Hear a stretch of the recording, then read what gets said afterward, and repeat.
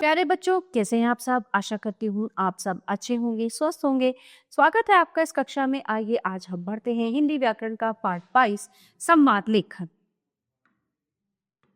वक्ता और श्रोता के बीच हो रही बातचीत को संवाद कहते हैं। नाटक, एकांकी, प्रहसन और फिल्म आदि में इनकी महत्वपूर्ण भूमिका होती है। इन विधाओं में पात्र अपने संवाद स्वतः बोलते हैं, यानी खुद बोलते हैं। इन्हीं के माध्यम से कहानी या घटनाक्रम आगे चलता है।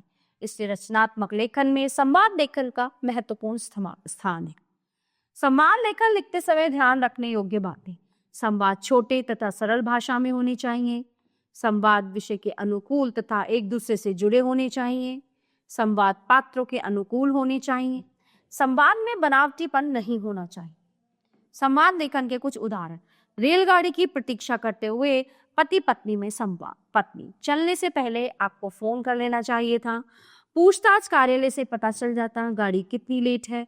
इतनी सर्दी में प्लेटफॉर्म पर 3-4 घंटे किस प्रकार बिताएंगे। पति: एक नहीं 3 बार फोन किया था, घंटी बजती रही, कोई फोन उठा ही नहीं रहा था। कितनी देर तक प्रतीक्षा करता, गाड़ी के पहुंचने का समय भी हो गया था।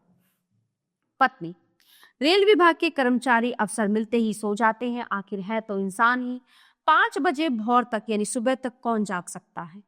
पति: महिमा पहली बार कन्याकुमारी गई है, इतनी दूर से आते आते गाड़ी लेट हो ही जाती। इतनी लंबी यात्रा से वो थक गई होगी।